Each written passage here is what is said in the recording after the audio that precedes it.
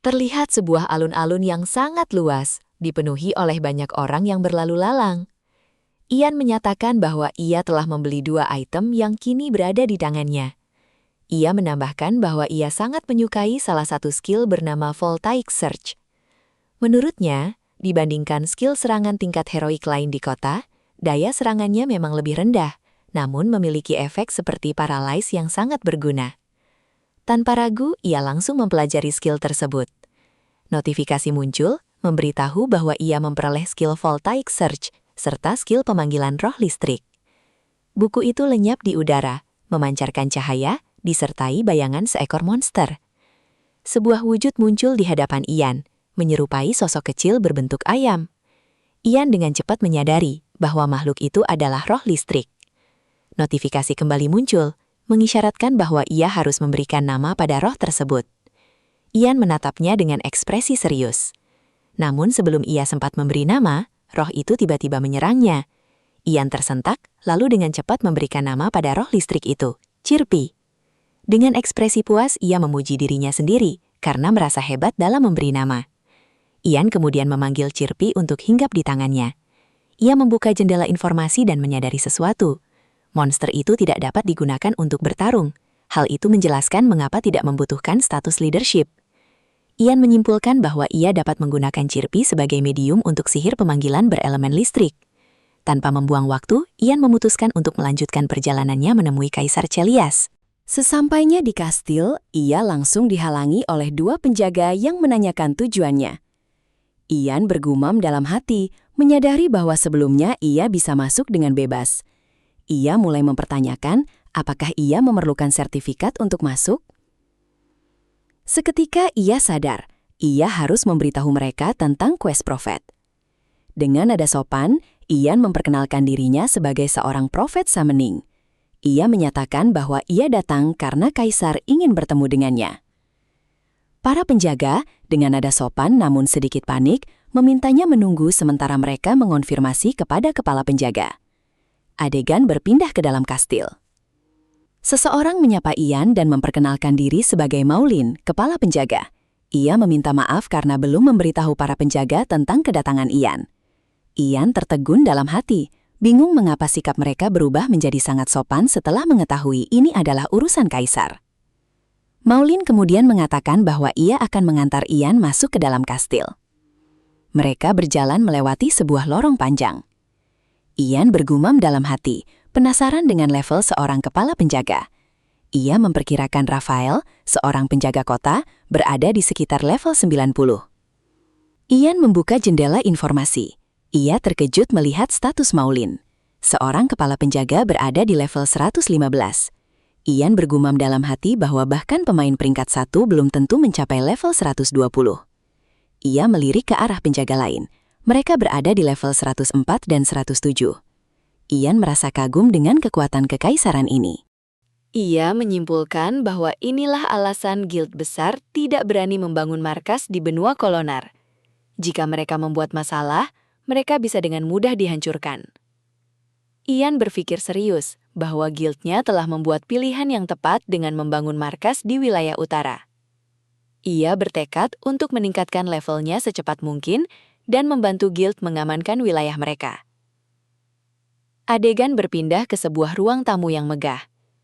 Kaisar Chelias duduk dengan tenang, sementara ajudannya berdiri di sampingnya. Kaisar menyatakan bahwa jadi dialah Ian. Ian menjawab dengan yakin bahwa itu benar. Dalam hati, Ian terkejut. Ia mengira akan bertemu seseorang tua berjanggut putih, namun yang ia lihat adalah sosok yang masih muda. Informasinya pun tersembunyi, sehingga ia tidak mengetahui levelnya. Ian kemudian bertanya apakah Kaisar memang ingin bertemu dengannya. Kaisar menjawab bahwa ia mendengar tentang seseorang yang luar biasa dan segera mencarinya. Ian menanggapi dengan sedikit gugup. Notifikasi muncul. Ian telah bertemu Kaisar Chelias, menyelesaikan quest prophet, dan memperoleh 1.200 fame. Ian terkejut dalam hati. Ia mendapatkan fame sebesar itu hanya dengan bertemu Kaisar. Kaisar, sambil memegang cangkir, menyatakan bahwa ia sangat senang mendengar tentang Ian. Ia menambahkan bahwa ia telah lama mencari seorang summoner dengan kemampuan tinggi. Ian bertanya alasannya. Namun, ajudan Kaisar Helaim dengan nada marah menegur Ian karena berbicara terlalu langsung. Kaisar dengan tenang menyuruh Helaim untuk menahan diri. Ia menjelaskan bahwa Ian adalah seorang petualang dan tidak memahami etika kekaisaran. Helaim tetap terlihat kesal, namun menurut. Ian dalam hati merasa sedikit terkejut. Ia menyadari bahwa jika Helaim menyerangnya dengan pedang besar itu, ia akan langsung mati. Ian memperhatikan pedang tersebut dan menyimpulkan bahwa itu adalah item tingkat tinggi yang sangat berharga.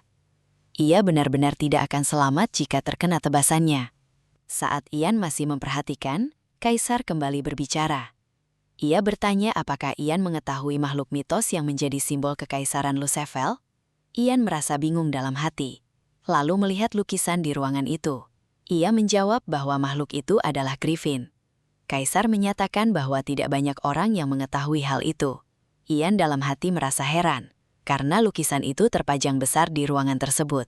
Kaisar kemudian menjelaskan bahwa sekitar setengah tahun lalu, Kekaisaran menemukan sarang Griffin di Sikar Desert dan mengambil sebuah telur. Ian terkejut dalam hati. Ia tidak menyangka makhluk itu benar-benar ada. Kaisar melanjutkan bahwa mereka belum berhasil menetaskan telur tersebut, meskipun sudah berlalu setengah tahun. Dengan tegas Kaisar meminta Ian untuk mencari cara menetaskan telur itu. Notifikasi quest muncul di hadapan Ian. Ian menyilangkan tangannya, berpikir dalam hati bagaimana ia bisa mengetahui cara menetaskan telur Griffin tersebut. Ian juga menyadari bahwa tidak ada batas waktu untuk menyelesaikan quest tersebut. Ia bergumam, mencoba memikirkan dari mana harus memulai. Di sisi lain, ia tidak bisa menolak setelah mendapatkan semua fame yang telah ia kumpulkan. Dengan nada ragu, Ian menyatakan kepada Kaisar bahwa ia akan mencobanya. Adegan berpindah keluar kastil. Ian menghela napas panjang. Ia mengatakan bahwa situasinya semakin buruk. Ia sebenarnya tidak berniat menerima 2 quest besar sekaligus. Ia melanjutkan, untuk quest jejak monster yang terlupakan, setidaknya ia tahu harus pergi kemana. Namun untuk quest menetaskan telur Griffin, ia sama sekali tidak memiliki petunjuk. Untuk saat ini, Ian memutuskan tidak memikirkannya. Ia memilih fokus pada arena yang sebelumnya diberitahukan oleh Yohyan. Ia berpikir bahwa arena akan dibuka dalam 5 hari. Ia masih memiliki waktu untuk meningkatkan penguasaan skill barunya. Ian mulai mencari tempat yang cocok untuk berlatih. Setelah membuka jendela informasi, ia menemukan sebuah dungeon semut di sekitar area tersebut. Namun perhatiannya teralihkan oleh sebuah pesan. Pesan itu berasal dari Harin. Mereka berbincang. Harin mengatakan bahwa ia sedang berada di kafe dekat sekolah untuk bertemu seorang teman dan meminta saran mengenai tugas liburannya. Harin kemudian bertanya, jika Ian tidak terlalu sibuk, apakah ia bersedia makan bersama? Ia menambahkan bahwa Ian tinggal tidak jauh dari sana. Ian mengakui bahwa ajakan itu cukup menggoda. Namun dengan ekspresi sedih, ia menolak. Ia merasa harus segera mencoba skill voltaic search miliknya. Dengan nada menyesal, ia meminta maaf dan mengatakan bahwa ia sudah berada di area berburu, sehingga akan disayangkan jika ia pergi sekarang. Harin memahami keadaannya dan meminta Ian untuk menghubunginya setelah selesai berburu. Ian menatap kosong, merasa menyesal telah menolak ajakan makan hanya demi berburu. Adegan berpindah ke sebuah tebing yang disinari cahaya matahari. Ian bersama para samennya telah tiba di dungeon semut. Tanpa ragu, mereka langsung memulai serangan. Ian memerintahkan Biggie untuk maju terlebih dahulu, diikuti Lee dari belakang. Biggie menerima serangan, namun tetap bertahan tanpa goyah. Ia kemudian mengeluarkan skill Ice Wave, menyapu para semut di sekitarnya. Kini giliran Lee yang maju. Dengan gerakan cepat, Lee mengalahkan semut satu persatu tanpa kesulitan. Ian kemudian menoleh ke arah Buk-Buk di belakang. Buk-Buk menyadari tatapan itu. Dengan setengah terpaksa, ia mengaktifkan skillnya, memperbesar tubuhnya, dan naik ke punggung Ian sebagai perisai. Ian memuji Buk-Buk, lalu menjahilinya dengan mengatakan bahwa Buk-Buk kini bisa melakukannya tanpa diperintah. Ian bersiap mencoba skill barunya. Petir mulai muncul di tangannya. Ia mengaktifkan Voltaic Search. Saat dilepaskan, energi itu bergerak sangat lambat menuju musuh. Ian tertegun melihat kecepatannya yang rendah. Ia mempertanyakan dalam hati bagaimana skill ini bisa mengenai target. Salah satu semut bahkan terlihat tidak menghindar. Ian mulai kehilangan kesabaran. Ia mencoba lagi, namun kali ini tidak melemparkannya. Ia mengalirkan energi listrik itu ke tangannya. Dengan gerakan cepat, ia maju dan memutuskan untuk menyerang secara langsung. Ian tiba di depan salah satu monster semut dan melayangkan pukulan. Serangan itu mengenai target. Ian merasa kesal karena efek paralyze tidak aktif, meskipun memiliki peluang 15%. Ia terus melancarkan serangan tanpa henti. Notifikasi mulai bermunculan di hadapannya. Akhirnya, efek paralyze aktif. Ian menyadari bahwa skill ini memang lebih efektif digunakan dalam pertarungan jarak dekat. Ia mulai memahami cara mengoptimalkannya. Ian terus berburu dengan intens. Ia terlihat puas setelah mengalahkan banyak monster. Saat memeriksa status, ia menyadari bahwa XP-nya telah mencapai 99,9%. Peningkatan yang sangat cepat dalam satu hari. Ian memutuskan untuk berhenti sebelum mencapai level 51, karena jika itu terjadi, ia tidak bisa mengikuti arena. Ia memerintahkan para samennya untuk kembali. Namun ia menyadari bahwa Buk-Buk kembali menghilang. Ian menoleh. Buk-Buk terlihat sedang memakan sesuatu. Ian langsung menyadari situasinya dan memerintahkan Buk-Buk untuk berhenti. Ia bahkan langsung mengansamen Buk-Buk, namun sudah terlambat. Notifikasi muncul, menyatakan bahwa Ian telah menghancurkan telur Giant Ant dan memperoleh XP. Seketika notifikasi lanjutan muncul. Ian naik level ke level 51. Ian menunduk. Ia berteriak sekuat tenaga. Ian dengan ekspresi kesal berpikir untuk memanggil kembali Buk-Buk dan memberinya pelajaran. Ia sempat bertanya pada Lee apa yang harus dilakukan. Namun kemudian ia mengansamen semua saman miliknya. Ia berpikir bahwa satu-satunya cara untuk menurunkan level adalah dengan mengorbankan dirinya. Ia mulai memasukkan semua item yang berpotensi jatuh. Kemudian ia mengambil sebuah pisau. Dengan sedikit ragu, ia menusukkan pisau itu ke tubuhnya sendiri. Notifikasi muncul. X berkurang. Level turun menjadi 50. Ia tidak dapat login selama 24 jam. Adegan berpindah ke sebuah kota. Ian berjalan sambil berpikir apa yang harus ia katakan saat bertemu Harin. Ian merasa pertemuan itu akan canggung.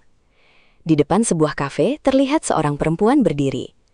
Saat mendekat, Ian menyadari bahwa itu adalah Harin. Ia menatap sejenak. Dalam hati, ia tidak menyangka seseorang bisa terlihat secantik itu. Ini adalah pertama kalinya mereka bertemu di dunia nyata. Harin mengatakan bahwa Ian sangat mirip dengan karakternya di dalam game. Ian menjawab bahwa ia bukan tipe orang yang terlalu memperhatikan penampilan. Namun dalam hati, ia mengakui bahwa Harin terlihat lebih cantik dibandingkan karakternya di Kailan. Ian kemudian mengatakan bahwa mereka sebaiknya segera makan karena ia belum sempat sarapan dan merasa sangat lapar. Adegan berpindah ke sebuah rumah makan. Harin terlihat menikmati makanannya dengan fokus. Mereka menghabiskan waktu bersama dalam suasana tenang, hingga akhirnya berpisah. Sesampainya di rumah, Ian merasa sangat lelah. Ia mengatakan bahwa seluruh energinya telah habis.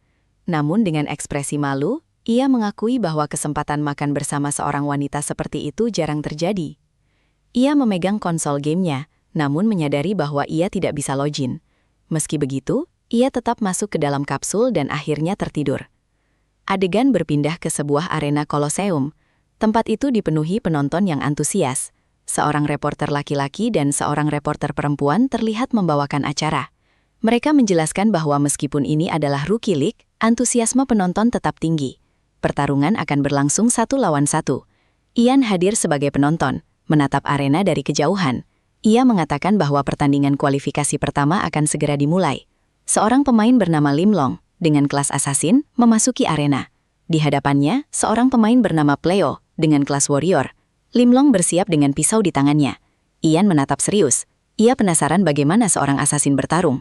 Pertandingan dimulai. Kedua pemain bersiap dalam posisi bertahan. Pleo lebih dulu menyerang. Ayunan pedangnya kuat dan langsung mengarah ke Lim Long. Namun Lim Long dengan gesit menghindar. Ia mengaktifkan skill invisible, menghilang dari pandangan, lalu muncul di belakang Pleo.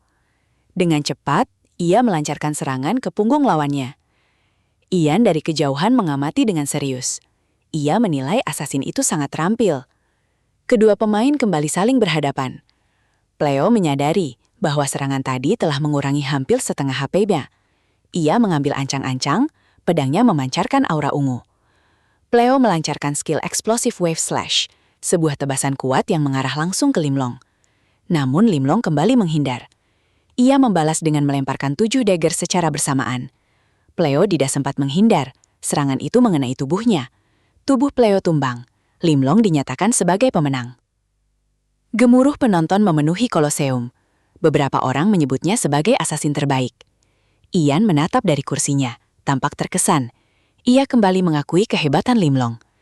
Namun di arena, Limlong tiba-tiba menatap ke arah tribun penonton. Tatapannya tajam, langsung mengarah ke posisi Ian. Ian menyadari hal itu. Ia mulai bertanya-tanya, apakah benar tatapan itu ditujukan kepadanya. Adegan berpindah ke sebuah ruangan. Ian duduk sambil memikirkan item yang akan ia bawa. Ia menyatakan bahwa pertandingan sebelumnya sangat buruk dan tidak layak untuk ditonton. Menurutnya, meskipun ini adalah kualifikasi Liga Rookie di bawah level 50, kualitas pertandingannya mengecewakan.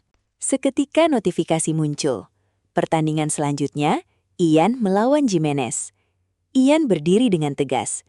Ia menyatakan bahwa akhirnya gilirannya tiba. Dengan langkah percaya diri, ia berjalan di lorong sambil memanggil para samennya.